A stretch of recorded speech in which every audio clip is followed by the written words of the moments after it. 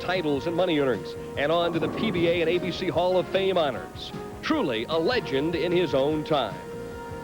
The great Earl Anthony has now made the transition from competitive bowler to bowling proprietor.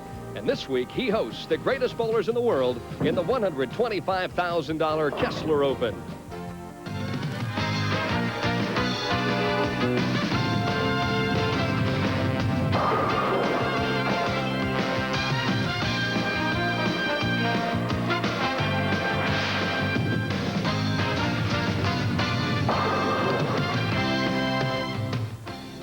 Hello, everybody. I'm Denny Schreiner along with Mike Durbin, and we are here at Earl Anthony's Dublin Bowl in Dublin, California for the finals of the Kessler Open. An interesting field. Plenty of left-handers involved this week.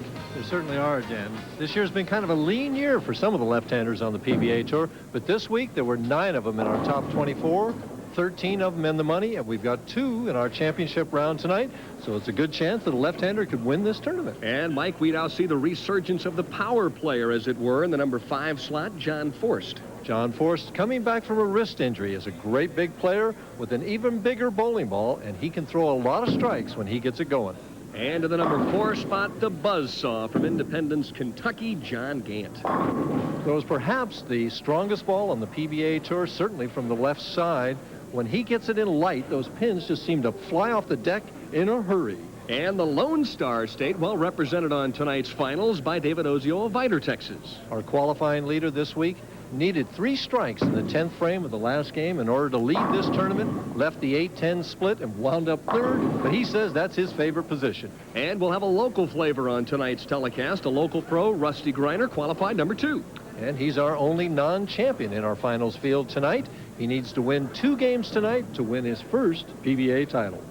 And, Michael, it's been a year since Mark Baker was involved in a telecast. He will bowl out of the number 1 position. He's had some back problems, a lot of pain. He's come back from that, done some exercise. He's the leader tonight, shot 3 big games just to make it into the top 24. He says he's going to be loose and relaxed and win tonight. And, Mike, the finals really almost a drawback, look back to 85 and 86 with lots of power players involved. Well, this year, what they call the tweener, the guy that throws that medium hook, has been doing very well. This week, though, the shot moved a little deeper inside, Den, toward that 3rd and 4th arrow place. Some of the guys who throw the great big hook are bowling well, as evidenced by Mark Baker leading and being the man to beat tonight. Earl Anthony was a great competitor, great bowler, and also he's been a great host this week. So stay tuned for the finals of the $125,000 Kessler Open.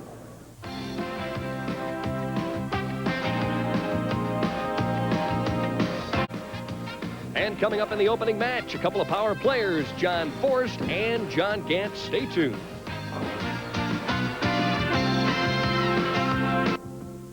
Professional bowling in Dublin, California. Earl Anthony's Dublin Bowl on the left-hand lane. There you see him, a powerful player. John Gant, 6'2", 190 pounds. And take one look at this first shot. A good estimation is why they call him Buzzsaw. Right off the bat, Mike Durbin, solid in the pocket. Even my ball would have struck that solid there. Yes, sir. He is fun to watch. And speaking of power players and guys that have struck all week long, John Forst out of Woodbridge, Illinois. And he had to win a roll-off. He tied for the 5th and 6th spot last night in our position round. And shot very well in the roll-off, 220 to 179. Perfect himself. An eye for an eye.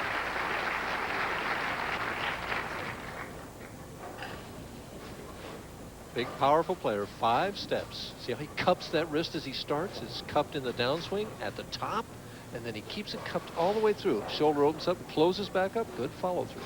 John Forst, in essence, missing the entire 1986 season with some wrist problems. This week, though, he was here to stay and bowled very, very well. For the double to take an early lead. On the Brooklyn. That's where he threw his practice ball, and it carried. I know you mentioned that just before we went on the air, that his last practice shot on the left-hand lane was a runaway Brooklyn, so obviously he's got an adjustment to make on lane 33. Well, we saw his last 2 shots in practice on lane 33. One went Brooklyn, the next one missed the headpin. So he said, I like the Brooklyn better. It has a better chance to strike. This is John's 3rd appearance in the championship round in 1987. Even the match. High, 2-4. John finishes with kind of a stiff leg as it is, and he was a little even more upright then. Watch his approach here. Ball held low. Watch his right leg as he comes through. Very little bend. He snaps that. Look at that finger lift. But he came up a little quick there, and the ball was right of his target to make the spare. Ooh, barely. Not exactly the way you draw it on the diagram board, but he got it done. John Gant, last year earning $74,000. So far this year at 42,730, and he won earlier this year, capturing the True Value Hardware Championship. There you see the specifics. 1987 average. Of course, he was the 1986 average king last year. He was the #1 average player on the PBA Tour. Well, he came on tremendously in the fall. It just was on the telecast almost every week in the fall last year. Ooh, a solid 9-pin. And that just appeared impossible that anything could stand with him throwing that ball in there that way. We're going to watch it here as the ball goes into the 1-2 pocket. It will chop the 5 straight back off the 9. Watch the ball closely as it goes through the pins and hits that 5-pin. The 5-pin goes straight back. He makes the 9-pin in live action. It amazes me every time I see that. I can't understand how that Mike, pin let me stands. ask you, I guess, kind of a crazy question. Can you throw the ball too good? Can you throw it too powerfully? And that's why sometimes you leave those solid hits? Definitely, yes. The pins fly just too quickly, and it's just too much power, and that's why you leave 4 9s or 6 8s in some of the solid 10s. This game will drive you crazy. Forced for 3 in a row on his favorite of the 2 lanes. Soft for the speed. Soft for the speed, and not enough room leaves the 2, or the, I'm getting my lefty-righty mixed up, to 310 here. Mike, it's interesting when you look at Forst's game. He really almost steps to the side when he gets to the foul line and swings that ball way inside. Kind of an unusual delivery. Probably developed as a younger player when he wasn't as big and strong as he is right now. Cross lane at the 310, and just gets it. I thought it going by. Well, John Forst is picking up where Joe Firpo left off last week and picking up those splits. As we watch it here, he throws his normal hook ball, doesn't straighten it out at all. And about here, it doesn't look like it has much chance, and then it makes that left-hand turn. It is possible for some of those big hook ball pullers to go between those 2 pins. Seen that happen. That'd be an amazing stunt. See what kind of an adjustment he makes on lane 33.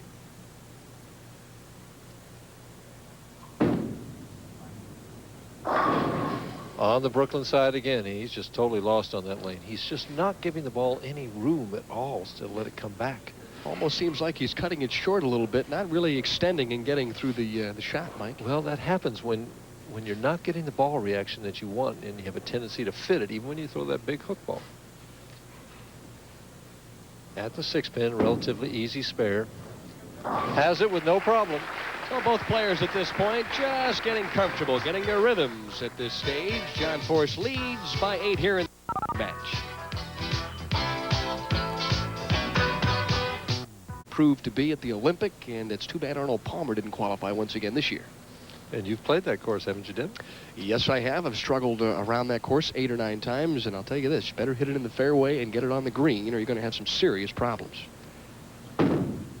John Gant trying to reload himself on lane 34, and Gant has thrown 2 absolutely perfect shots and left a solid 9 and a solid 7. And that's what we were talking about. Too much power, that ball hitting almost perfectly dead flush and sending that 7 or the 4-pin around the 7, as we see this week's average of 218. Only a high series of 705. No, I think it doesn't sound quite right. Cross lane at the 7-pin. I will say this, though, for John Gant, he posted the best match play record of our television finalists, 16 and 8, and he told me, hey, that's the key to me getting to the show here this evening. I won a lot of matches. Well, you get those 30 bonus pins, as we see the score there. Forced up by 8 pins. Both players working on spares. 9 pins it is. I'm not adding right here. Mike, John Gant, a player with unlimited potential, don't you think? Yeah, you have that feeling about him with that powerful ball that if he ever broke loose, he could win every tournament he enters. He's still in a learning process, and I think he has plenty of years yet on the PBA Tour. And lane 33, which has been pretty good for Gant that time, almost leaves the 4-6. Well, he gets a good break where he's gotten 2 bad breaks the previous 2 frames. He was right through the heart of the pins there and breaks it up to get only the 4-pin. Cross lane at this spare. And has it. Mike, it never ceases to amaze me what happens to the finalists when they get to the televised finals. This week on the TV pair, Gant averaged 222.5 and John Forst averaged 230.5. So both players really whacked this pair during the tournament. Well, they're not always exactly the same the day of the television show.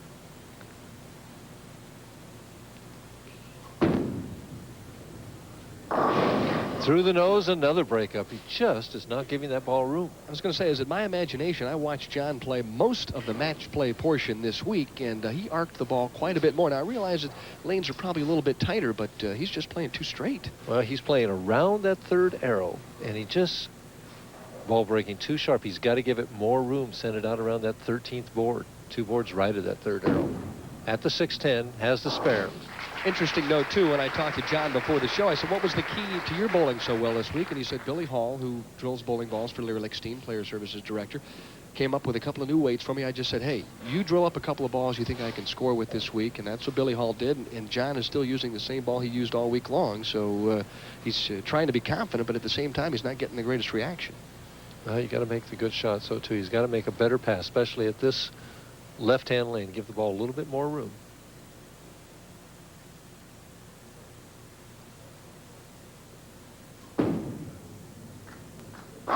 See, when you come through it like that and make those good shots, even on tough lanes, you can strike. Well, you can understand why he might be a little nervous at this point, too, Mike. It's the first finals that he has made since 1985. As we mentioned, 1986, virtually the whole year wiped out because of the wrist problem, so he might be a tad rusty.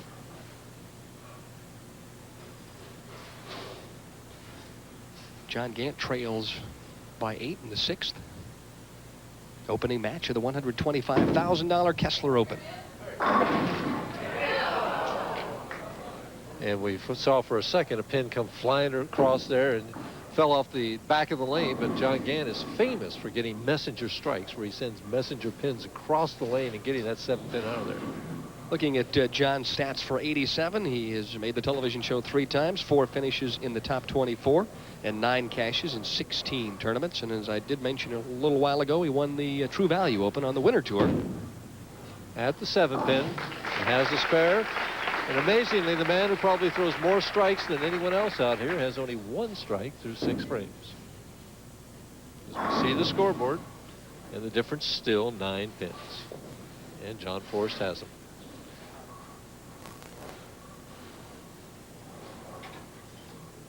7th frame. John Gant, I think, is clicking in the back of his mind that it's time to get going. No time like the present.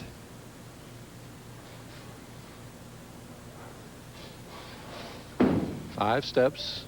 Ooh, he finally gets a good break. Trips that 6-pin out of there.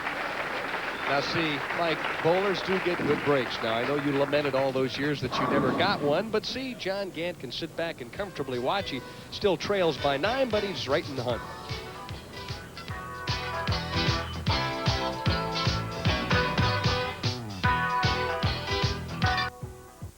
Working guys in the proprietors bowling in this area, Ted Hoffman and also Earl Anthony, and in the middle, Ted's wife, Marilyn, and if truth be known, she probably runs the whole show, right, Mike?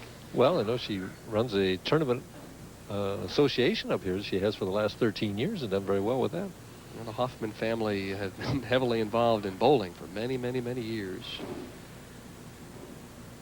John Forst leads by 11.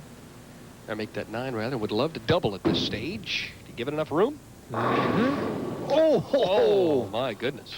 Man, that ball came in light and through the whole building at the 7-pin, but it didn't fall.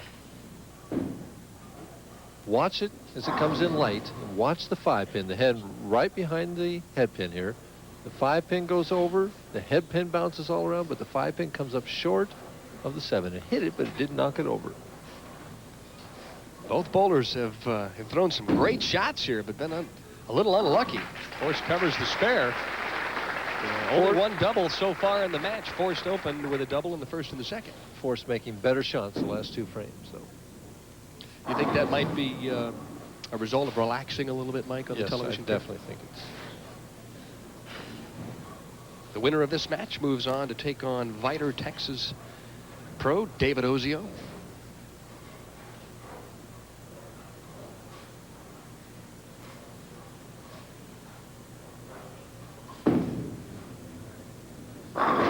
There's that light hit that carried. He lost it the time before, got it this time. Could have easily been a three-bagger for Forst.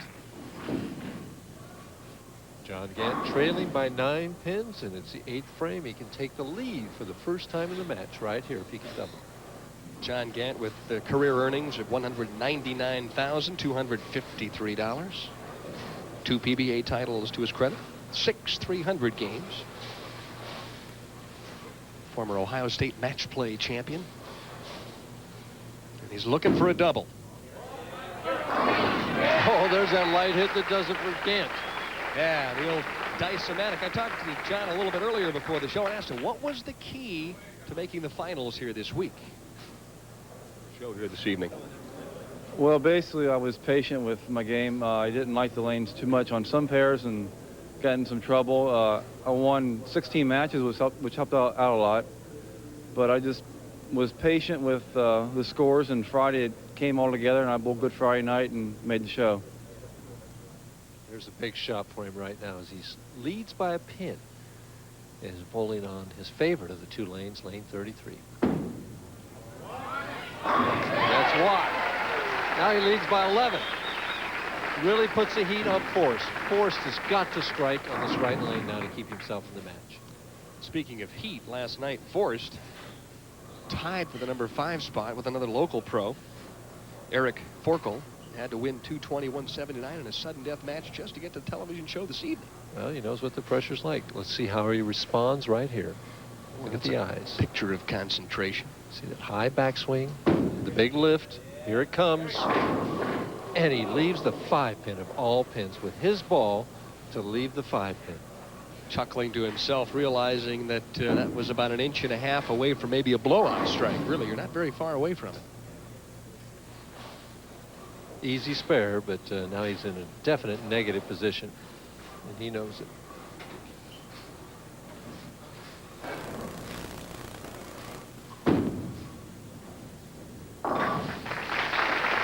Right now, John Forst has a potential of 215. John Gant is going at a 216 pace, as we see the scoreboard right there. So if Forst can get 3 strikes in a row, we still have possibility of a tie in this match. He would force Gant to get the first one to win the match. Don't say tie to a play-by-play broadcaster. How many ties did we have last night? Well, that position round game last night was unbelievable. Last couple of weeks, boy, it's gone right down to the wire.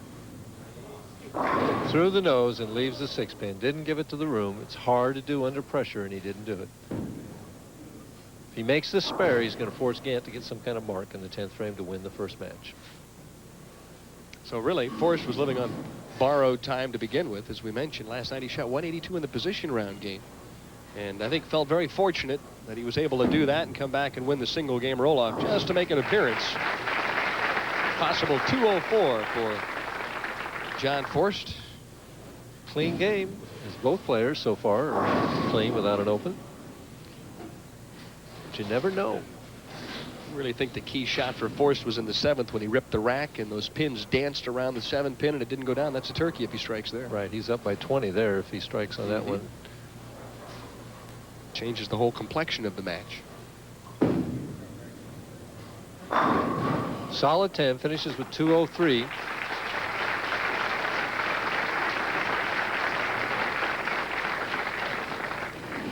Gant needs some kind of mark in the 10th frame in order to win. John Gant overall, career TV finals record, 7 wins, 10 losses, a 222 average. And he asked for a re-rack there in the 10th frame and got it. His second one of the match. He re-racked in the 8th frame also.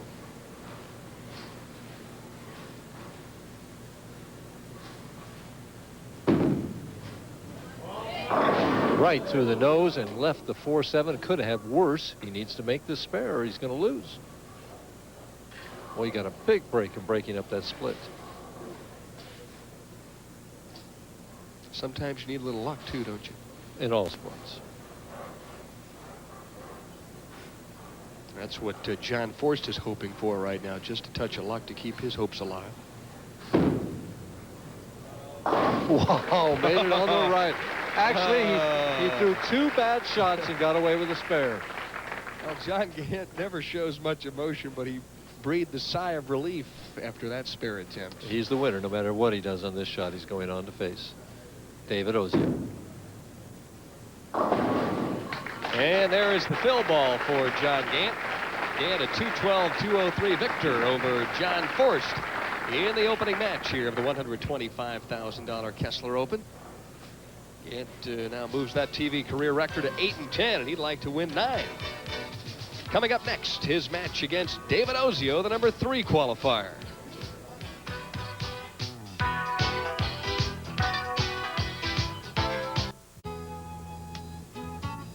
And welcome to this week's edition of the Bowling News. And I'm sure you're all wondering just what transpired over in Helsinki, Finland this past week in the 11th FIQ World 10-Pin Championships. Team USA had an outstanding event, and here is now a look at the results of what happened over there. Team USA dominated the overall competition, capturing 6 gold medals and 11 for the tournament. The Swedish contingent finished up 2nd, while the host country, Finland, ended up 3rd overall. Of the 44 countries that competed, 13 managed to garner at least 1 medal, while 5 nations earned at least 1 gold medal. Breaking down the overall competition, the United States women finished 1st in the 5-member team event. The U.S. ladies also captured top honors in the trio, the doubles, and the all events categories. Team USA won 4 gold medals. Here now is a look at the 6 women who represented the United States in this year's event. Highlighted, the competition was a world record performance by Cora Fiebig in the doubles, and for the first time ever in the FIQ, all 6 members of Team USA qualified for the top 16 Masters Championship, M. Sue Holton finishing up 4th in that event. As I mentioned, Fiebig posted a world record score of 1330 en route to winning the doubles. Now over in the men's division, Wichita State's Rick Steelsmith once again grabbed the international spotlight with a brilliant performance. Steelsmith tossed the FIQ's first ever 300 game. He also added a 299 en route to winning 5 medals. The only event that Team USA did not finish either 1st, 2nd, or 3rd in was the 5-man team competition, where they ended up 8th. All told, the American men, led by the current ABC Masters champion Rick Steelsmith, represented the United States in fine fashion. Team USA members will now be competing in other international competitions, including the Tournament of the Americas, which comes up next month in Miami, Florida, and that, of course, all leading up to an appearance in the 1988 Summer Olympics to be held in Seoul, South Korea. And just to show you how important the host country took this year's FIQ World Championships, the Finnish government issued a special commemorative stamp in honor of the occasion. And we'll turn back now to the professional ranks. Now, all of you are very much aware of the PBA National Tour. But what about the PBA Regional Tour? That's right, they stage events all over the country each and every week throughout the entire year. Now, here's an update as to what's been happening among the PBA regional ranks. In the headquarters region, Rich and Steve Orr teamed up to win the doubles competition, which was held in Westland, Michigan. Meanwhile, veteran Gus Lampo proved that he could still strike, even though it was his own bowling center, capturing his 3rd Eastern Regional title. Down in the Great Southwest, Billy Ginger of Arlington, Texas, finished atop the stack, while Joe Viscomi of New London, North Carolina, captured a Southern Regional title held down in Jacksonville. Marshall Holman, who finished up 7th here at the Kessler this week, was victorious out in Portland earlier this past month, while Randy Peterson and George Brannon III combined to notch the Western Regional doubles. Also in the Midwest, Gus Gianaris and Randy Lightfoot teamed up to lead the way in Woodbury, Minnesota. And with Father's Day just around the corner, the Kowaliks of Detroit will be celebrating this Sunday for a couple of different reasons. Bob Sr. and Bob Jr. captured the Bowler's Journal Scratch Doubles in Niagara Falls just a couple of weeks ago, winning $4,000 for first place. Now, Bob Jr. had to step up in the 10th and throw a clutch strike. He did so. They won the championship, prompting the proud papa to say, "I was never so nervous and never so proud." Congratulations, Bob. Happy Father's Day, and I'll be back with Mike Durbin with the tournament stats right after these messages.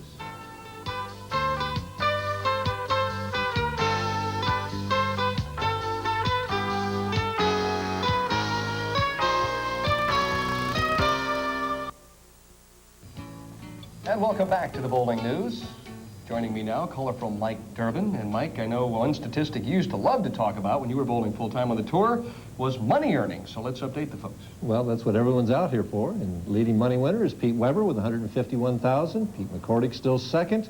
Randy Peterson made the top 24 this week, along with Marshall Holman. They're in fourth and fifth. In the bottom five, Dave Ferraro was in the top 24, Walter A. Williams, and Emiliano Monticelli is in 10th place with $57,000. Mike, for the most part, it's been a pretty difficult year for the Southpaws, but here this week in Dublin, they exploded.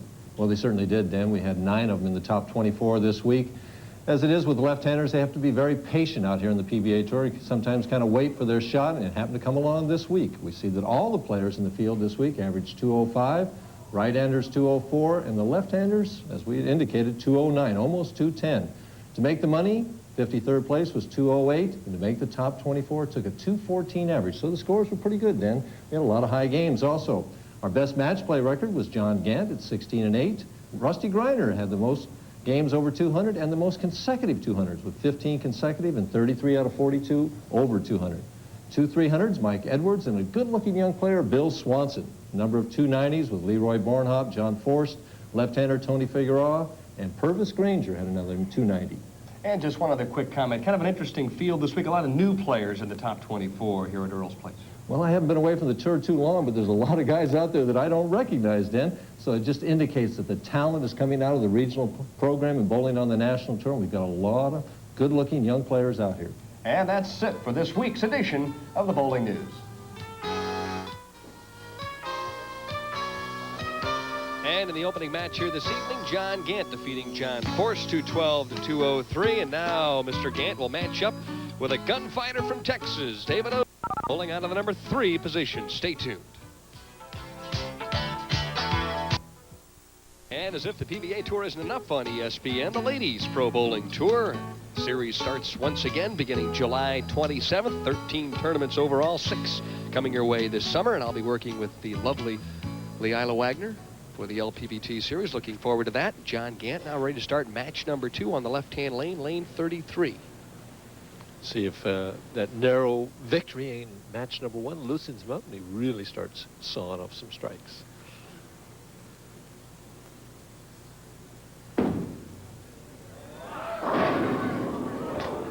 And the light hit didn't strike for him. He's got to be shocked. Mike, let me ask you a question. It appears to me when Gant throws the ball that he throws the ball into the lane rather out on the lane rather than out on the lane. Would you explain that to me? Well, he has a very stiff-legged finish, and it's hard to get the ball out of the lane when you're not bending your legs or bending your knees down there, so it's going to go down into the floor. So is this an unorthodox style for John Well, Gant? everything with John is unorthodox. He's turned a little bit at the line, and most people don't lift the bowling ball as hard, turn as hard as he Everything does. with the exception of what happens when the ball gets to the pins, right? David Ozio out of Vidor, Texas with his opening shot. Tonight's televised finals. Oh, hit it! Oh! There's a little help on that solid 9. Oh, my goodness. This should have gone down the first time. You got the exact Changed opposite expressions. here. As a classic style, 5 steps. Look at the free swing. Right in time. Watch the follow-through. Straight up. Not much side turn, but the ball hooks right at the back end, and the 9-pin stands, and I don't know what pin it was. He's all set to be angry, and then it falls for the double. Oh, the light hits are just not carrying today, Dan. They've been carrying all week long, but for some reason, the corner pins are standing today. There you take a look at David's stats throughout the week. Look at that yearly average, 215. That's pretty impressive. Mm-hmm. Averages are up on the PBA Tour this year. Scores have been higher this year. Marshall Holman's on top average-wise. I know Marshall was about, 218 coming in as David Ozio with a cliffhanger spare conversion of the 7-pin. If he could have made the 8-pin last night in the 10th frame, he would have been qualified second here. He left the 8-10. If he strikes out, he leads the tournament by a pin. He left the 8-10 and he needed to get one of them to be second. He missed them both and he was third. Said it was just a bad shot, a miscalculation. It cost him second spot. I've noticed one thing, when John Gant goes down on one knee, he's throwing a pretty good shot. See him from the side, 5 steps. Holds the ball down to start with. Head is very steady. Now it goes down a little bit. Watch the leg at the finish. See, if he comes up too quick, that ball's going to go right at target. And watching him throughout the week, throughout the year, that appears to be his mistake. Normally when he makes a mistake, it does go to the right of the target. Last shot was perfect. For the double. And those corner pins are stubborn tonight. Leaves that soft 7. In just a moment or so, our host Earl Anthony will step up here into the broadcast booth and offer his observations. I know Earl enjoys watching a lot more than he used to bowl, I think, at times. You've said the same thing. Well, the pressure's a lot different as he makes that 7 pin. Game's No a lot trouble. easier from up here, isn't it, Mike? Why can't those guys strike down there, Denny? Yeah. Well, David Ozio back up now in the third. Very meticulous player. Practiced for an hour and a half this afternoon just getting ready because he wasn't satisfied with his game. Oh, leaves a solid 10 on just a picture-perfect shot.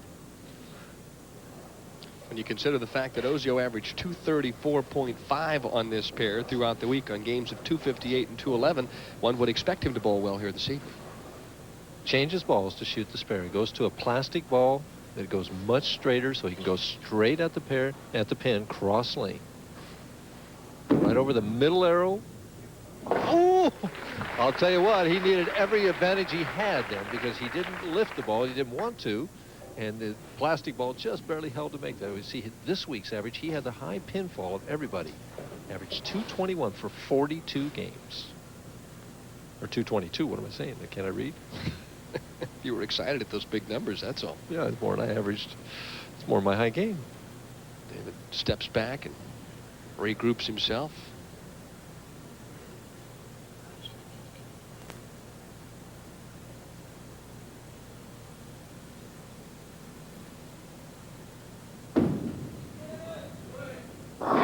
Gets the light hit this time.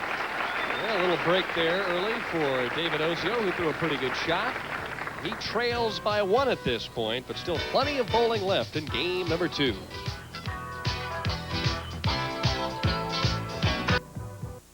And we're back at Earl Anthony's Dublin Bowl in Dublin, California.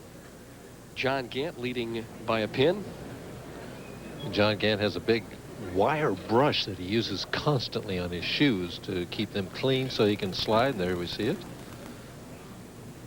Probably bought that at True Value. Probably did.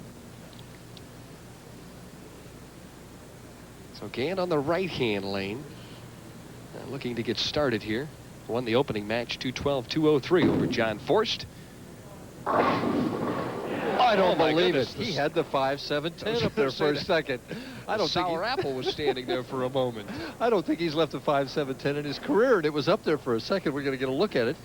John Gant rips the finger holes out. Now watch the ball is going to deflect. Here as it hits the 1-2 pocket, and Earl Anthony is about to join us. He may comment on this. So it comes in light, and the 5-7-10 is definitely standing there for a second. Earl, did you ever leave the Sour Apple in your illustrious bowling career?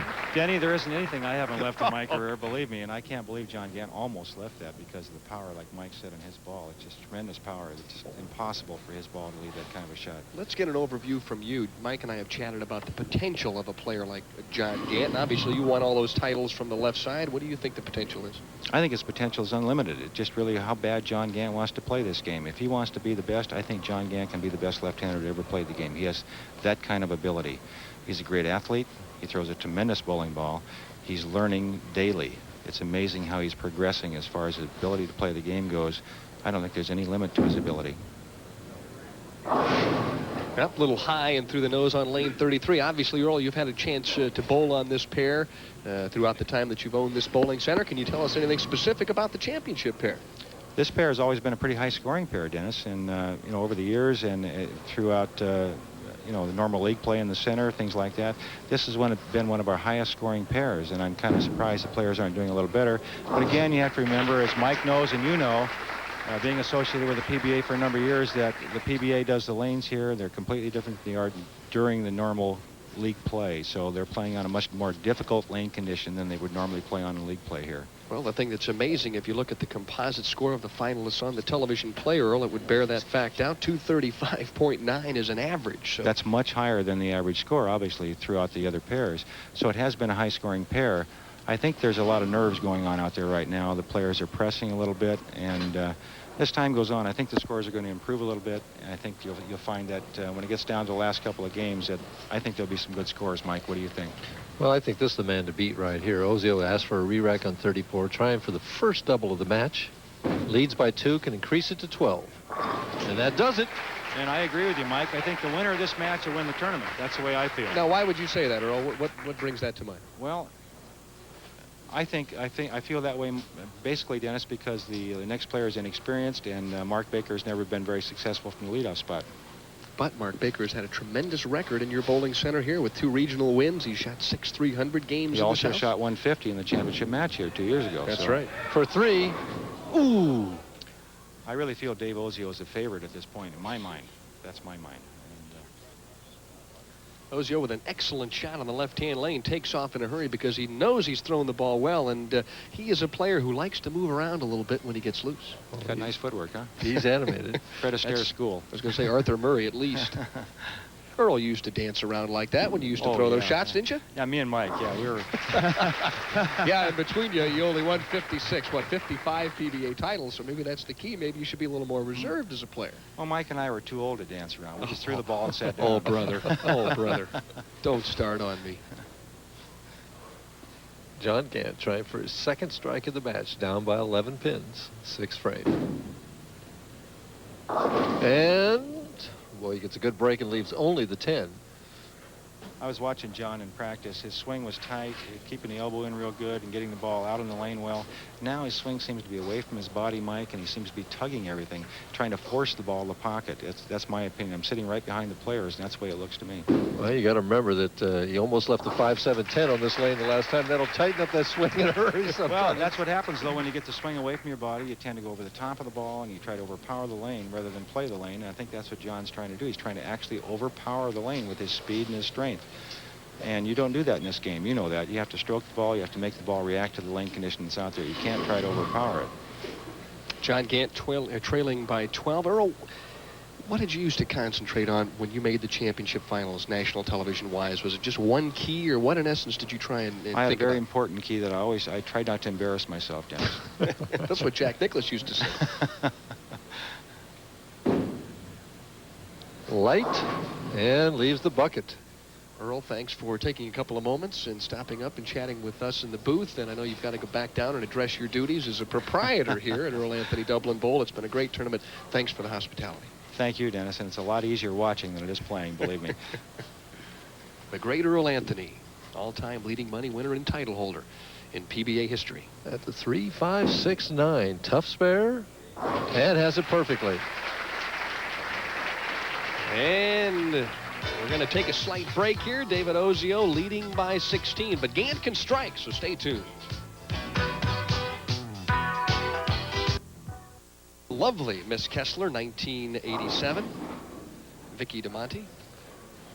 They get prettier every year. That's more beautiful than a Dick Weber wall shot, don't you think? Yes, I do. Why are you laughing? Oh, Ozio trying for a strike here in the 7th frame, leading by 16. David Ozio leads by 16. It's not enough, though. High. And leaves the 3-6-10, soft with the speed and a little left with the target, just short. Invariably, Mike, whenever the players come back from a little bit of a timeout, a little bit of a break, why is it much more difficult for them to throw a good shot? Well, you just got to, sometimes you got to keep your concentration up. Sometimes you have to keep your speed up. You might lose that rhythm a little bit. Ozio's definitely a rhythm player, and he just lost it a little bit. Now, tough for the spare, just gets it. Well, we've bowled the better part of 2 games at this point without an open frame. John Gant defeating John Force 212 to 203 in the opening match, and now we've gone through, what, 7 frames? And all of our listeners out there are saying, you just put the jinx on them. No way. Light leaves the 2-8. Yeah, a little more aggressive that time, and swung it just a little bit. This one's, you get the feeling that everybody's a little tight on the show this Tell you, evening. if he misses this, Mike? we have an even match. He's got to make this to maintain his 11-pin lead. David Ozio, last year winning $75,338. thus far this year, a little better than 41,000. Has the spare, so you didn't jinx him. Come on now, Mike, I wouldn't do that. These are the greatest bowlers in the world. You can't jinx them. 8th frame, Gant better get his engine revved up here. John Gant, the 1985 Rookie of the Year on the PBA Tour. This year, I would venture to say, what, the most consistent left-hander on the PBA Tour? There's his light hit. Explosion. He watched it, though. After that potential 5-7-10, he watched it. Yeah, watch everybody run for cover here on lane 34. As it comes in light in the 1-2 pocket. Watch the ball, see how much it deflects. Just barely gets that 5. It actually split the 5-4. That ball split the 5-4 and struck. The thing that's amazing, his pins don't go straight back. They just fly all over the place. Cut it to 1 pin if he can strike here. Big, big shot for John Gant. Looking for his first double of this match. Gave it plenty of room and carried the 7 that time. I think he felt all along he threw a pretty good shot.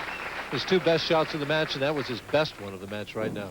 Ozio up quickly, leading by a pin, must respond. Ozio can close him out with 4 strikes, 1 at a time. David Ozio 9-6 in match play on television. And a half pocket hit. Strikes for Ozio, maintains that 1 pin lead, and he wants a re-rack on the left lane. The first time I ever had a chance to watch David Ozio play on the national tour was in the National Resident Pro Championship in Rochester, I think back in '78. He ended up finishing second in that tournament. Came out of nowhere playing the gutter and just had a brilliant week. And ever since then, he's been a vital cog on the PBA Tour. And he loves that gutter angle. We're right off the channel as we see the scoreboard there.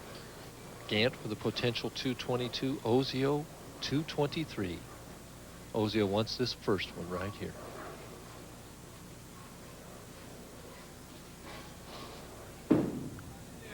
Here it comes. Oh, and the solid 10. He could not have thrown it any better. Ozio bowled a fine match. He needs to get himself together and make this spare.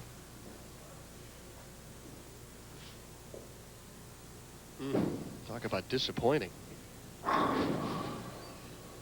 That's really probably as good as you can throw it.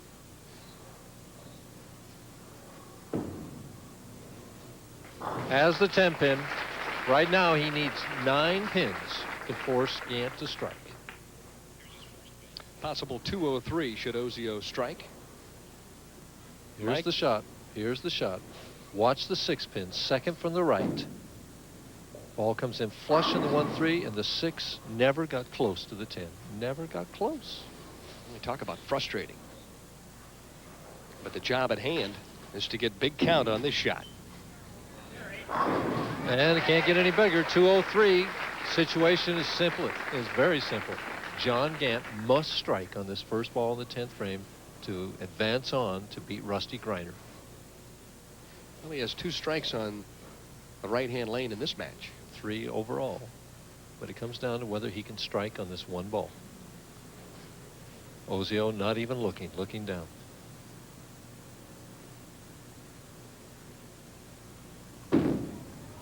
Tie right through the heart, 2-4-7, and Ozio moves on. He can look up now. And you know, Mike, when you used to look down and not watch, you could just hear that ball hit the pocket, and basically you could envision what happened, couldn't you? I could never keep it up. I had to peek. You always cheated, did you? Well, for John Gant, a very successful week. I know he's probably a little disappointed at this point. But professional bowlers, Mike, when they get to the show, they love to get into the 10th frame with a chance at their own destiny to control themselves, and I guess that's what you have to feel good about. You bowled well enough to give yourself a chance to win. But that's what it's all about on the PBA Tour, is you've got to be able to strike in those situations to make the big bucks out here. Well, David Ozio had to sit and painfully watch 203 to 195 as Gant could not come up with a strike in the 10th frame. And Ozio and Gant, good friends off the lanes as well, provided some excitement in game number 2. There you see the scoreboard, 203-195. And so David Ozio continues to climb up the ladder, and he'll face local pro Rusty Greiner, a left-hander from nearby Richmond, California. And the bowling tip coming up next.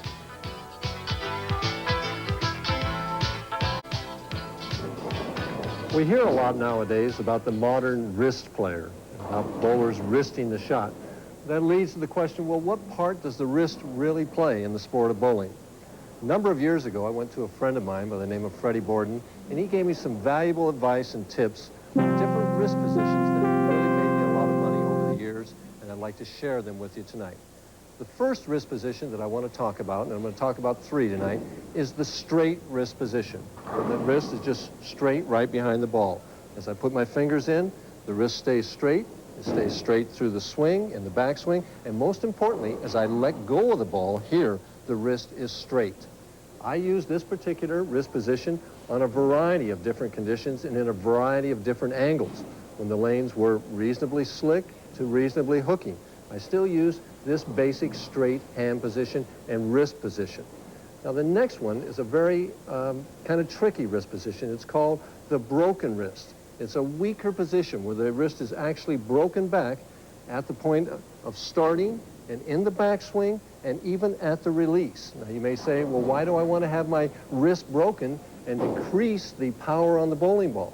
Well, I found that when the lanes started getting excessively dry or hooking a lot at the back end, this wrist position enabled me to keep the ball on a straighter line, to be more accurate, yet I could still carry the pins at the back end. And I made a lot of money with this particular wrist position. The last wrist position I want to talk about is the cupped wrist, where the wrist actually cups around the ball. And by the way, this is one that was really never in my repertoire. But the bowler gets his hand behind the ball and cups it at the start, in the backswing, and most importantly, at the point of release. What this does is it creates a violent or a big hook at the back end of the lane with this particular ball and wrist position. The assets of this are that when that ball hits the pins, they scatter everywhere, and you get lots of strikes with the cupped wrist position. But the liabilities are that sometimes it's hard to control, and you wind up getting lots of splits and lots of opens. And there's another liability, and this is the reason that I don't recommend it necessarily, especially for younger players, and that's that it sometimes leads to damage with the tendons and different things within the wrist. There are a number of different players on the tour today that have wrist problems. Well, there you have it. Remember the 3 wrist positions: the broken wrist for hooking lanes, the straight wrist for most conditions, and if you want to be like the modern contemporary player, the cupped wrist. We'll see you again next week.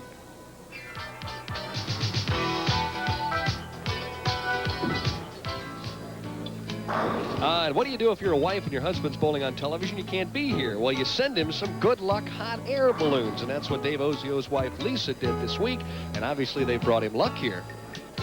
Take a look at the other finishers this week, Mike Eric Turvey. Forkel just missed.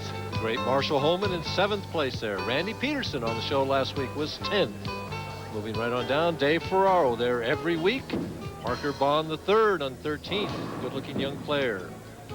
Gary Skidmore in 16th. John Mazza, another left-hander, in 18th. Del Ballard Jr. in 20th. Another left-hander, Dennis Horan. Brian Voss, last week's runner-up, and Jeff Rickles was 24th. And we'll be back with the semifinal match as local pro Rusty Greiner will try and let some of the air out of Dave Ozio's balloon. Stay tuned.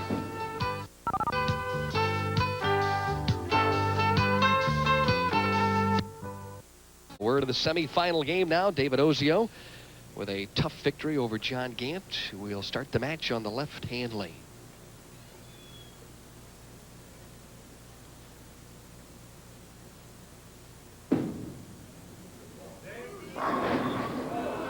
Another 10-pin.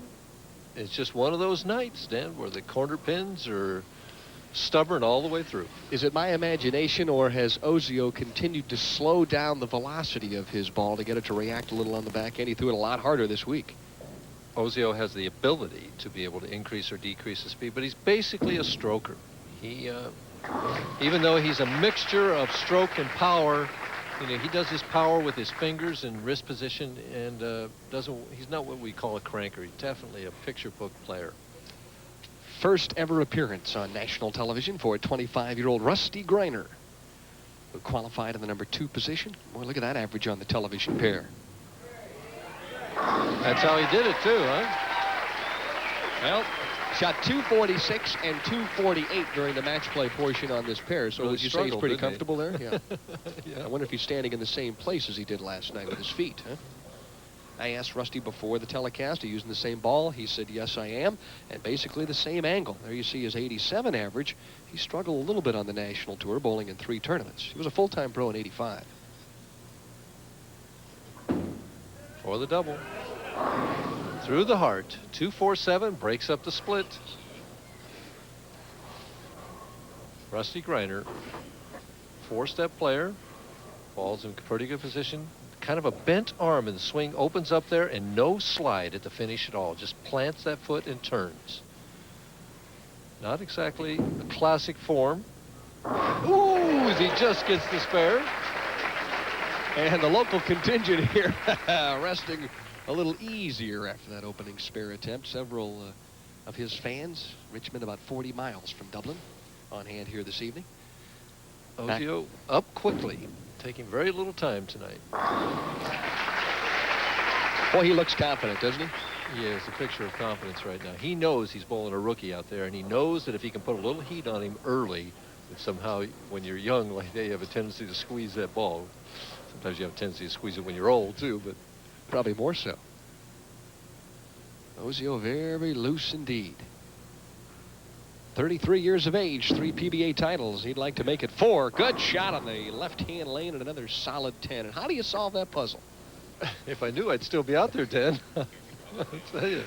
Oh, brother. That drives me crazy to watch these guys throw great shots and leave those corner pins. Watch the 6-pin right around that 10. Again, it never got close to it. Switches balls again to this brown plastic ball to make the 10-pin. Only has 1 finger in that ball for the spare attempts, too, a la Gary Dickinson, who I think was one of the early guys on the tour to start that. I think he was the first to start that. Why, in essence, do you do that, Mike? Cuts down on the amount of lift and cuts down on the amount of hook. Makes the ball go straighter at the spare, and it makes it much easier to convert those spares. Rusty Greiner, regardless of where he finishes tonight, will pick up his biggest PBA check ever. High again. On the Brooklyn, leaves the 4-pin. And there's a look at Rusty's parents on hand here this evening at Earl Anthony's Dublin Bowl. They look a little nervous to me. Rusty right now telling himself to slow down, to settle down.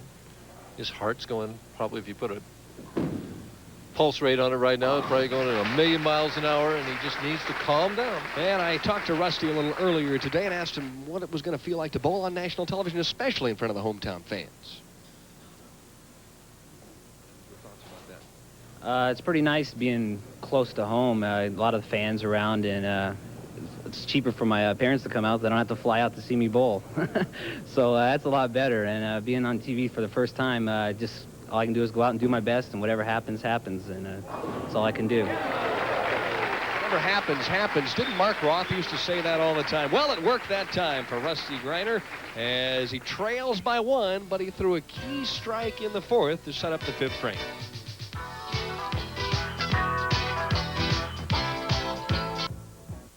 Winners here in Dublin, California. Dave Husted with a brilliant win last year. Tony Cariello beat Mark Baker in 1985. Wayne Webb and then Pete Couture and Big Steve Cook back in 1982. They have had some outstanding pros win this event. And Steve Cook beat Earl Anthony when he won. Don't say that too loud, Mike. Earl's still sitting down there. Earl Anthony with 41 titles. Yeah, he lost a couple of 2, I guess. 42 seconds. David Ozio looking to get a strike up in the 4th. And does. Ball almost seems like it's going in slow motion, Mike. Well, he's just putting a nice gentle stroke on it, asking for a re-rack on this left lane. He's got to figure out a way to knock down the 10-pin on lane 33. I think the most interesting aspect of this finals, you know, when you consider the fact that Dave Ozio is really a stroker, throwing a nice smooth shot, and then you're going to see Mark Baker come up in that championship game and just rip the finger holes out of that ball and hook it from one end of that lane to the other.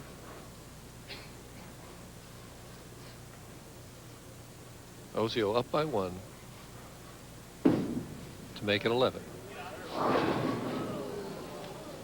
A little more speed loft, yeah. We both saw that. Sure. Then he leaves a 2-5-8. Very tough spare. Boy, that's got to be difficult. As he just threw it a little bit harder, the ball got out here and skidded right at this point and doesn't make it up to the 1-3 pocket. He thought it might have a chance. He's got a tough spare. Real tough spare. Ozio leads by 1 heading into the 5th frame here, but certainly No easy shot on the cross alley spare.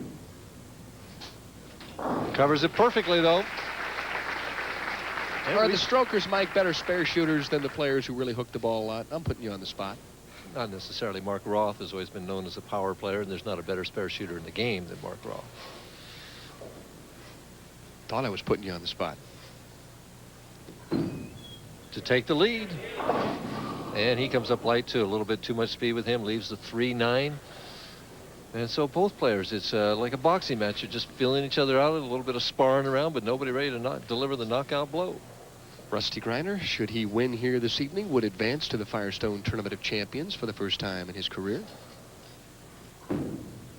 In trouble. Well, the first mistake of the match, and there is his wife, Liz, looking on, and obviously a little disappointed in that shot. Maybe she can coach him into a double here.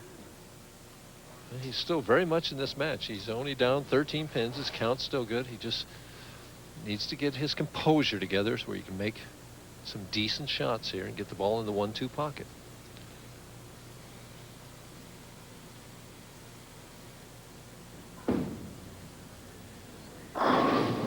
Better shot, leaves the 6-pin. Kind of a subdued crowd here. We didn't have any strings for them to get excited about. And you're right. Crowds have been excellent here all week long. To quiet on the set, as they say. Won't take them long. If somebody gets 3 or 4 in a row, they'll be up on their feet. At the 6-pin, has the spare. And there you see a beautiful shot of the crowd here at Earl Anthony's Dublin Bowl. Dave Ozio. Right now, Ozio leading by 13 with all of his experience should put 2 strikes together here to really step on his opponent.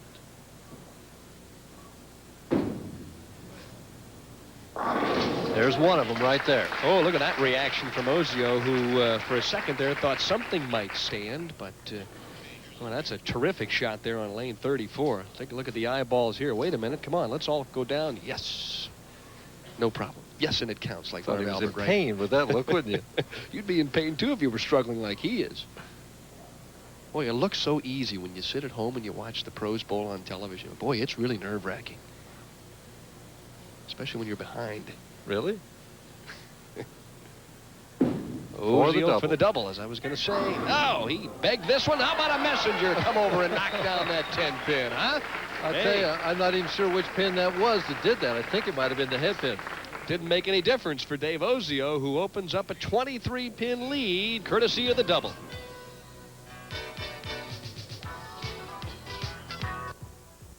Rusty Greiner finds himself in the unenviable position of trailing by 23 late in the match.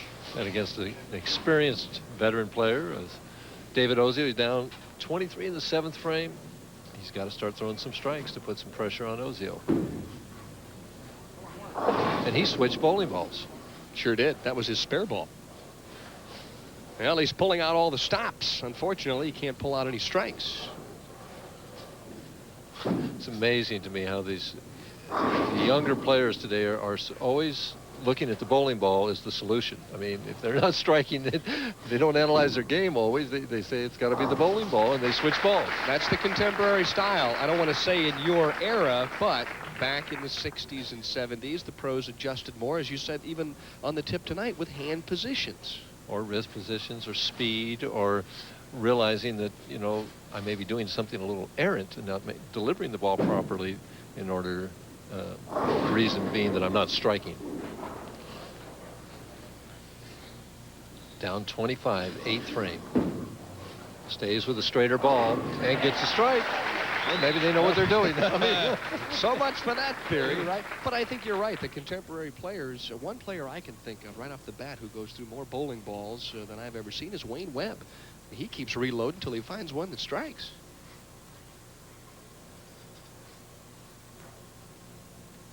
Ozio trying for a turkey. And gets it on that light hit.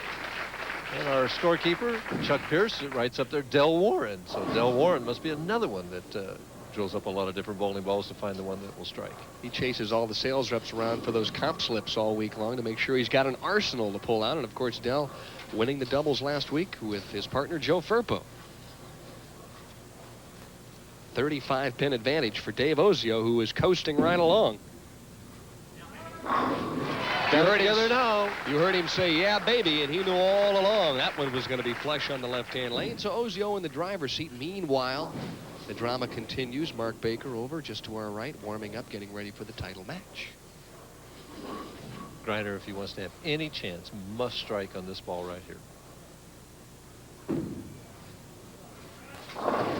Leaves the 3-5-6. The ball just wouldn't make it on this right lane, and Ozio is going to go on to meet Baker for the title. Yeah, that look pretty much says it all. Liz obviously a little disappointed. Terrific week, though, one way or another for Rusty Greiner. As I mentioned, his biggest PBA paycheck ever.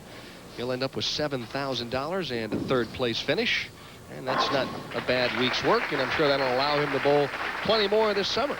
I remember back in 1982, I bowled David Ozio in television in Tucson, and I defeated him 250 to 2-0, something like he's going to beat Greiner here. And at that time, Ozio was the inexperienced player, and I was the veteran, you know, and he said there'll come a day when the situation will be reversed. Did he ever get to bowl you on television? Oh, yeah, he beat me in Tucson. Yeah, revenge, sweet revenge. Good shot there for Rusty, and he's a little dejected, but you can learn from a loss on television, too, can't you, Mike? Well, just the experience of being able to get out there and perform under that kind of pressure and see what it's like and seeing it's not as bad as you think and that you can have a little fun with it, but also learning that your opponent is out there to throw strikes and beat you, so you've got to do it at the time. If he'd have struck back in that 5th frame and put some heat on Ozio, might have had a different match. Possible 195 for the 25-year-old left-hander. And when it goes wrong, it all goes wrong.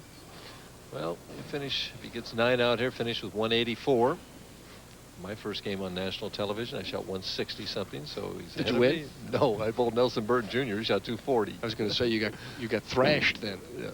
Yeah. Well, that's a nice learning experience. Well, a nice round of applause, though, from the local fans. Handshake from Dave Ozio, and Rusty Greiner will tuck this memory back in his mind, and someday 25, 30 years from now, when he's talking to his grandchildren, he'll tell them about his first ever appearance on national television. Ozio with a possible 250. The scores are beginning to pick up just a little bit. Now, let me ask you this. Mark Baker's obviously practicing on the other pair. He realizes all of a sudden Ozio is going to shoot 240 or 250, and he's loose. And what's Mark Baker thinking about? I think Mark Baker is thinking that he cannot let Ozio finish on the right lane. He's got to make him finish on the left lane. So Baker's going to, and if I were Baker anyway, I'd start the match so that I could finish on the right lane, because Ozio is just not missing this right lane until now. Oh, it never fails. Well, Ozio with a splendid 5-bagger there from the 6th all the way through the 11th. 236 possibility. Come on, David, cover him up. And he does so. So a nice solid game by the pro from Vidor, Texas. A 236-184 victory. Now, let's talk about Ozio at this point, Mike Durbin. Is he feeling comfortable and confident he can beat Mark Baker? Ozio, again, last night missed the 8-pin or he'd have been second. Now he's looking at that as a blessing, not as a curse. He's looking at it, hey, that was meant to be. That got me in 3rd. It got me a couple games under my belt. He is very confident. Right now, Ozio is sure he's going to win the tournament. And now you take a look at Mark Baker, who is grabbing the arsenal, the equipment, and he'll stroll over to the finals pair.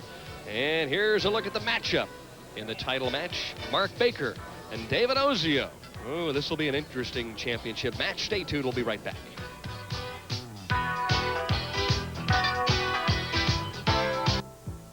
Head down, right on target. Boy, that's gorgeous. Ozio's a pretty bowler. Has been since he came out here on the PBA Tour. The only thing he lacked was confidence, and he seems to be brimming with that right now. Dave Ozio averaging 219.5 en route to his 2 victories thus far. There you see the 236 victory to 184, and he also defeated John Gant 203-195. Ozio throwing 5 strikes in the first game, 6 in the second. Next week we'll be heading to the Emerald City, Seattle, Washington, for the $125,000 Columbia 300 Open, live from Seattle. 9 p.m. Eastern Standard Time, and a brand new bowling center this year. Rather than Leilani Lanes, Mike Durbin will be heading a little closer to the airport. Skyland Park Lanes.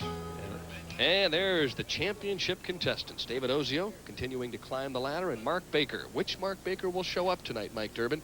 The dominating player or the Mark Baker that's lost 5 straight championships from the top seed position? Well, at least I think he's doing the right thing by starting the match and making Ozio finish on the left lane. It's important for Baker to get out in a hurry with some strikes to get him loosened up.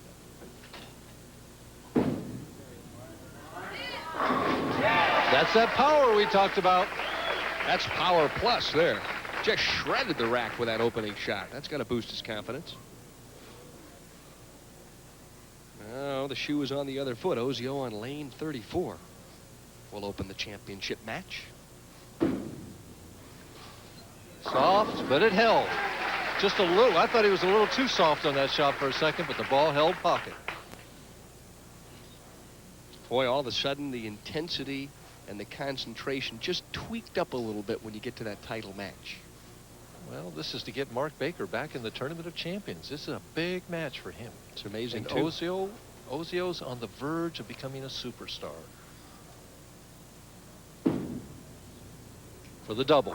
Boy, is that pretty. You cannot throw a bowling ball any better than he threw that one. Yeah, that time Ozio came all the way back and gave him that fist right at the end of the approach. Watch this. He'll run it all the way out. Has a pretty good idea. An old player used to do that once in a while was Harry the Tiger Smith. Used to show that guy he was going to strike. Baker blowing the air out. It's important that he stay with Ozio right here. High on the Brooklyn. He gets the break. Well, that may be the break he needs in a title match. He's bowled good at times and not come up with enough, and at other times, obviously, bowled very poorly. Shot 150 here in 1985. We see his average for 1987, 211, which is down from last year, I think, for him. Had a rough winter. Actually went home with 3 weeks to go because he, mental attitude, as he admits, was not the best. He said this week he bowled, didn't get angry. Shot 150, came by and said to Harry Smith, said, just had a rough game there. Just take the lead right here. Mark Baker believes he's a much more mature player now, as evidence of that shot right there. Baker comes storming back. Big, strong shot on the left-hand lane. Well, he's feeling good as he's an avid Laker fan, and they became world champs this week. So You were going to get that in somewhere, wouldn't you? I just knew that was going to come. Obviously, Mike Durbin, a big Laker fan as well. Ozio to remain perfect and keep the match tied, and he does. And all of a sudden, the lights come on, and both players really drill in the pocket. And Ozio, whose head is really into this match right now, immediately looks and asks for the re-rack. By the way, Dan, our re-rack rule is that in order to get the re-rack, you're allowed 3 in a game and 3 only. It must be your first order of business when you go to that next lane, and he's really concentrating right now. Ozio trying to make it 4 straight and put the pressure back on Mark Baker. And the 10-pin. He knew it. You could see the way he was running it out. It wasn't quite as aggressive as he had been in some other shots. He knew that, in the way you know that is you can feel it with the fingers. As it comes off your hand, you know you didn't quite catch it. And that's when you pray to the bowling gods for a half 10, right? Or you ask that maybe something will hit it. Well, both players off to a very quick start indeed. And what a gorgeous trophy. I'm blowing on those fingers a little bit, trying to stay loose, rightfully so. He has started with 3 strikes. So did Ozio, but Ozio left a 10-pin in the 4th frame and converted the spare. For 4 in a row.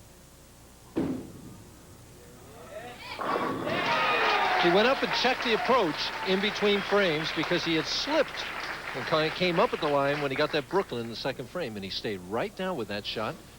Ball finished strongly. He's off with that good start that we were talking about. Mark Baker winning better than 87,000 in 1985. This year, thus far, 18,600. To say that he has struggled over the last year would be an understatement. Uh-oh. Key to Mark's game Mental right problem now. there. No. The key to Mark's game, that was good, is he wants to stay slow. He has a tendency, because he's young and strong and aggressive, to get going too fast. And he knows that out here with the long oil pattern that the PVA puts up, he needs to stay slow. And he was just going too fast then. He stopped himself. Trying for 5 in a row. Gave it a lot of room. He hit that thing. Oh, my. 2-8. Oh, and the 2-8 is the spare that last year in Kansas City against Walter Ray Williams, he missed this in the 9th frame and then missed it in the 10th frame. And Walter Ray then opened in the 10th to let him win. But it's not one of his favorite spares, Dan. No, brother. And obviously all that creeping back into your mind. Let's see if he can fight it off and pick up the spare. Has it. Stood up in a hurry and took a quick look at it, too, as he waves up to Mike Durbin. That's tough. You know, many times it's that mental game that's the difference between being a champion and being an also-ran. Ozio, who is mentally tough right now. Perfect. Perfect. He knew it. You're not going to see this 33-year-old pro buckle under the pressure. He is a tremendous pressure bowler. Asked for a re-rack again on lane 33, a second. He only gets one more. And a lot of people may ask, well, why do they ask for that re-rack? Well, the pins can come down and be just a little off spot, and to the experienced eye of professional, he sees that 3-pin is a little close to the head pin, and he sees on that ring and 10 is what he's thinking in his mind. So he tries to get him a re-rack where they'll come up all where he wants them. Strikes here. He takes the lead back by a stick. Oh, and a solid 10-pin. Yeah, if looks could kill, that 10-pin would be looking for a memorial service. Ozio, who's left a number of 10-pins on lane 33, must finish on that lane in the 10th frame. A couple of very good shots and a couple of 10-pins. Boy, what can you say? No trouble with the spare. Well, I know David's wife, Lisa, and his daughter, Heather, probably hovered close to the television set in Vidor, Texas, watching this one. Boy, it's almost tougher to watch than it is to bowl. Oh, you got no control there. Baker leading by 9. Keeps his lead. One point we haven't really touched on, Mike, is the reason why he really has struggled over the last year or so. It's basically because of some ligaments in his lower back. He has really struggled, has had a lot of pain. Said this week it's not too bad, but he is icing his back after every single round now in the PBA Tour, and then he has to heat it up a little bit in the morning. Before he starts, he wants to get it loose. He does some exercises, but he says as long as he does that, he's not too bad. One more for 19 and knocks that 10-pin out. The power of Baker knocking that 10-pin out of there. You can see him trying, I think, to keep himself under control, too, Mike, to just say, hey, don't get too high, don't get too low. Let's just play somewhere in the middle. He's trying to control that heart rate. I know the feeling very well as it's pounding away. He leads by 19, but Dave Ozio may change complexion here. High. Lapse in concentration there. He just, I don't know, he just wasn't together on that shot. Lifts at 3-6-10, and right now Ozio is in a big hole. Must make this spare. It's amazing what an opponent's double can do to your arm swing.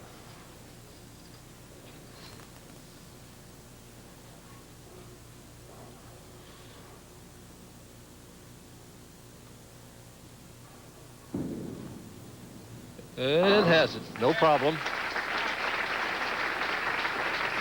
Ozio trailing by 22 pins. Can still potential 246 if he would strike out. Right now, Baker is going at a 238 pace if he would spare strike. And there we see the scoreboard. 22 pins the difference. Ozio must get it going now. And carries the light hit. That's been more reliable for him than the solid hit.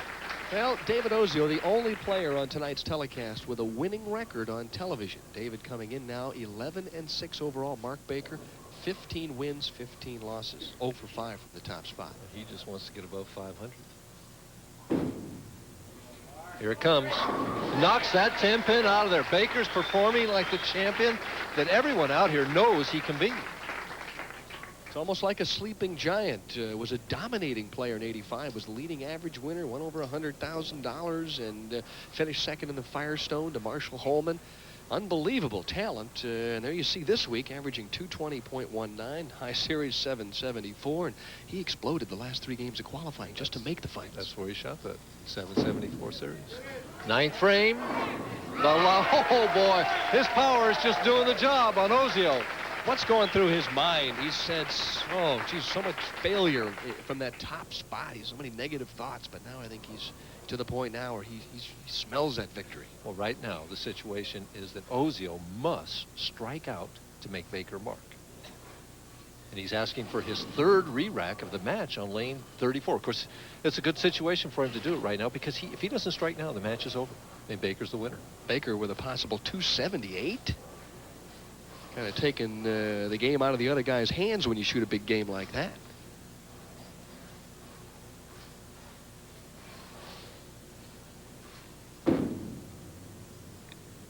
Just stay alive. Pretty shot. Wasn't that pretty? Oh, you draw that one up. Doesn't get much better than that. Ozio hanging on to just a thread at this point. But I have a feeling, hey, if he puts a little pressure back on Baker, anything could happen in the 10th frame. Sometimes a mark is harder to get than a strike. But that's all academic if he doesn't strike out on the left-hand lane. Well, you got to take them one at a time. Must have this first one right here.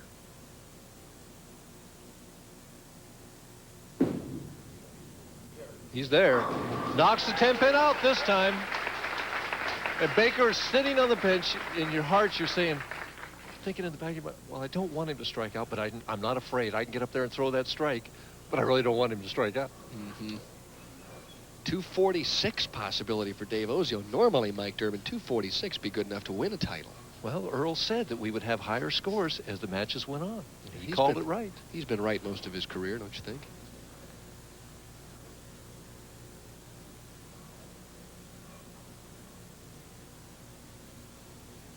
The big one right here. Not going to get there, and Baker is Oh, going to boy. be the winner. Well, And Baker knows it, throws the towel down. Now all he's thinking is, I got to stay behind the foul line. Boy, Keep is it in he the building. savoring this victory. 0 for 5 from the top spot. Got beat here 2 years ago. And a very frustrating loss for him. Actually, an embarrassing loss. Ozio finishes with 233. Outstanding performance, just not outstanding enough. Mark Baker obviously enjoying the fruits of his labor. And Baker has fouled before, as he did at the Firestone last year. He stayed behind the line, though. Leaves only the 10-pin, and that's just enough. He has no problem. Well, it's PBA title number 3, and perhaps this will change his attitude towards the game a little bit. Maybe relax a little more, maybe play it down the middle, huh? Obviously a good result this week. He's bowled splendidly, bowled beautifully throughout the finals. Well, considering that with 3 games to go in the tournament, he was not even in the cash, and he winds up winning the tournament. The amazing thing was last night he starts in 6th place and shoots 184 pins over.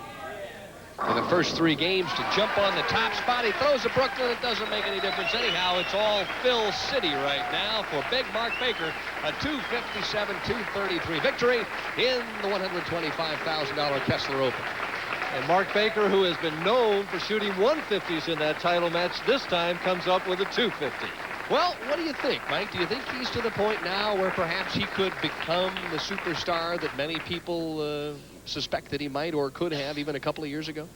I think it's entirely possible. Of course, you got so many guys out here with so much talent, as a John Gant on this show is illustrative of, and Earl Anthony, who was out here for years. Right now, Baker is the epitome of the young contemporary power player. Big and strong and young, and now starts to get that confidence to go with all that talent. Look out. And there you get the other side of the coin. A dejected David Ozio, nothing to be ashamed about. Bowled superbly. 1-2 matches, just didn't quite come up with enough in the title game. As a shot, a 10-pin in the 4th frame, really pretty much his undoing, because Baker got off to a very fast start, and he ended up taking what he had to win his 3rd PBA title. We'll be back with more right after this.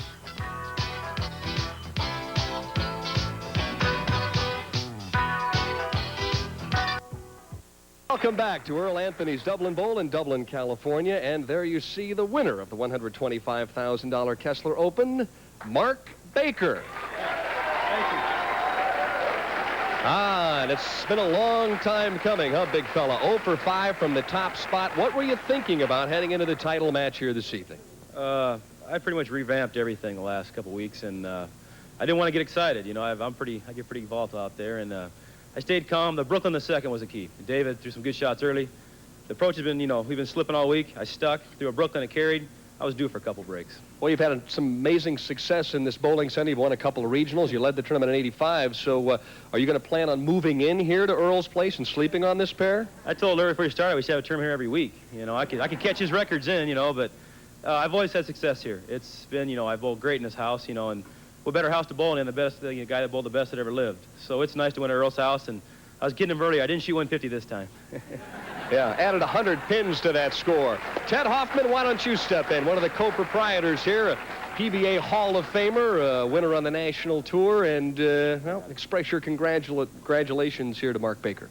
Thank you, Denny. First, I want to congratulate the 5 bowlers on the TV show. They all bowled great. David had a very good match also.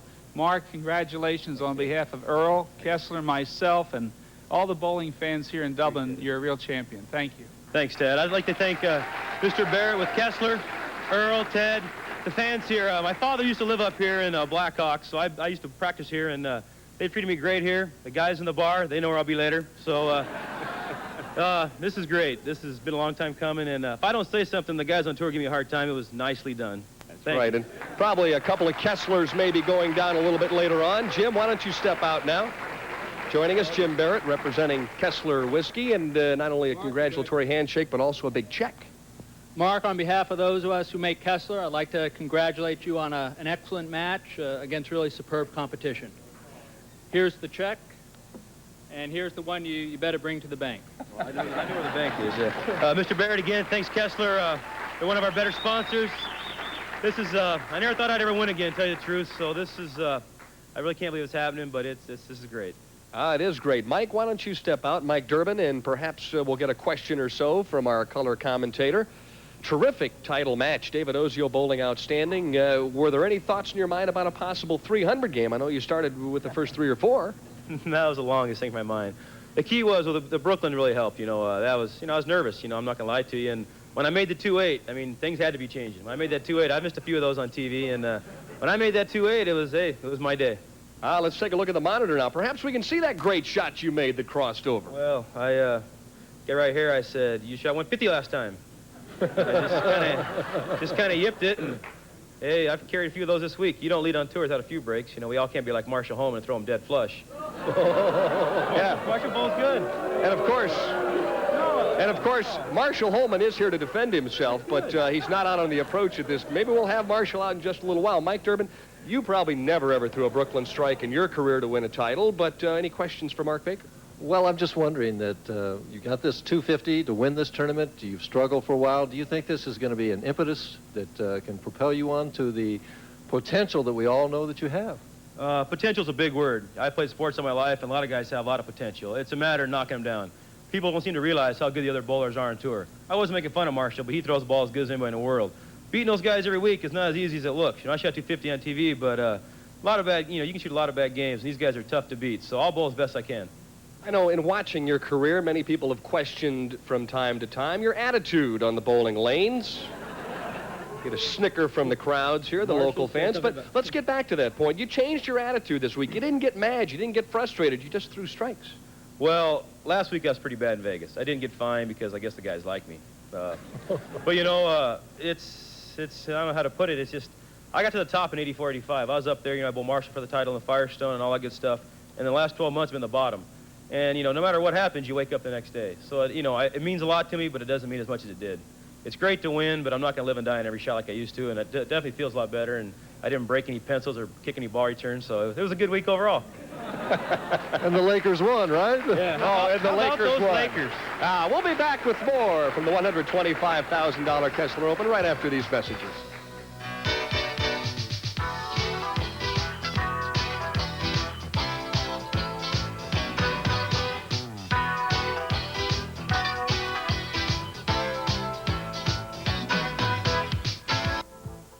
Applause for the gentleman who provided an outstanding championship match in the $125,000 Kessler Open. 257 to 233, and Dave Ozio, I know you are disappointed, but your thoughts about that title match? You couldn't bowl too much better. Well, I'm not really disappointed. You know, first of all, I'm very thankful to be here. You know, I give thanks and praise to the Lord every day for this. And I just feel it a privilege to be out here and bowl against guys like Mark and Marshall, and all these guys are just 100% raw talent. And I think my turn's coming next time. Today was a little short, but I'll guarantee you there'll be another time. Okay, now let me ask you a question. What did you really think of Mark Baker when he threw that Brooklyn in the second? Well, I try not to pay too much attention to that. In the past, I've just tried to push it out and don't let it bother you. The key thing to being a good player out here is to keep your thoughts channeled 110% on what you're doing and don't let any outside distractions bother you. And most people have seen in the past on TV where guys are distracted and they pull their eyes up off shots and things, which cost them tournaments. That's a no-no. Just keep your attention focused on what you're doing, give 110%, and eventually you'll get 110% back. Mike? David didn't realize that his handicap going into that last game was that I picked him. So Thanks, Mike.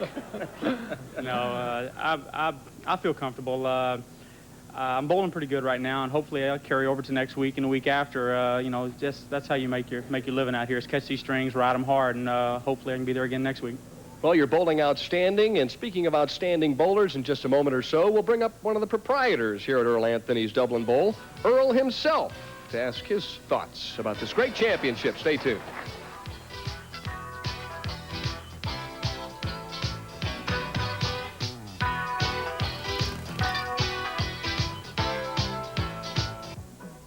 On ESPN in the next couple of weeks, some outstanding bowling. Of course, the $125,000 Columbia 300 Open in Seattle, Washington. Always nice to go back to the great Northwest. And then we head on down to Riverside, California for the $117,500 Southern California Open.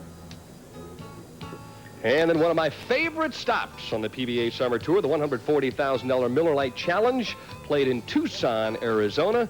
Pete Tanis, the host of that outstanding event. And then we head back to the state that I lived in for a year, to Austin, Texas, for the $115,000 Austin Open. And we're back live at Earl Anthony's Dublin Bowl. And guess what? We've got the man himself here on the approach, Earl Anthony. Earl, was it harder watching the championship tonight or winning one of your 41 victories? It's a lot easier to watch, Dennis. Believe me, it's a lot easier. And I did have some observations tonight. I noticed a couple of things that I thought were kind of keys in the matches. Dave Ozio bowled extremely well. Had a lot of trouble with the left-hand lane. Couldn't seem to get the 10-pin out. He made some adjustments later in his second match with the young left-hander Greiner, and he started to carry in the left-hand lane. And I thought he would be extremely strong. I agreed with Mike. I thought he had a good chance to win the tournament going into the championship match.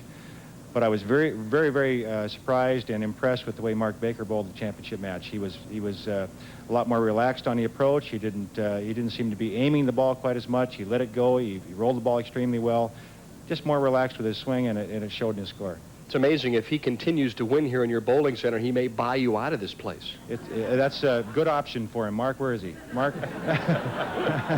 Now, Earl, obviously, when you bowled and you were in your prime, you had as many revolutions on your bowling ball as John Gant does now. Only when it went down and came back, Dennis. Not. He gets more in one direction, and I get both ways. John Gant gets more revolutions in the air than my ball did on the lane. He's a very impressive young man, a tremendous talent. Have you been bowling much lately, Earl? What's the future hold for Earl Anthony right now? I'm trying to improve my golf scores right now, Mike. Everybody has priorities, right? Mine right now is learning how to putt. If I can learn how to putt, I'll be all right. You played today. How did you play today? You had to ask. I had 79 today and lost all my money to the tournament director, Harry Golden, Frank Ellenberg, and a couple other guys. And I have to bowl next week, try to get it back. You're heading up for Seattle. Can we look for you on the television show next week? I'll be in Hawaii during the telecast. I don't plan on making the telecast. I plan on bowling in the tournament, but then I'll be in Hawaii. Let's hope he has to change his plane tickets. What about the senior tour coming up? I know all the bowling fans all over the country will look forward to seeing the Doomsday Stroking Machine back in action. What are you talking about? You. The senior tour, that's a long ways from now, Dennis. I got quite a while yet before I'll be eligible for that, so I'm not thinking about that yet. How many years will it be? About 11 months. But I might start practicing about 2 or 3 days before the first tournament. And you'll probably still win. A great champion, a great proprietor, an outstanding tournament. You saw it all live on ESPN this evening. The $125,000 Kessler Open. Mark Baker with his third PBA career title. An outstanding win for him this evening, a 257-233 victory over David Ozio. Mike, thanks so much for your commentary. I'll see you in the great Northwest next week. Earl, the same to you, and bowling fans, thanks for staying tuned. So long from Dublin, California.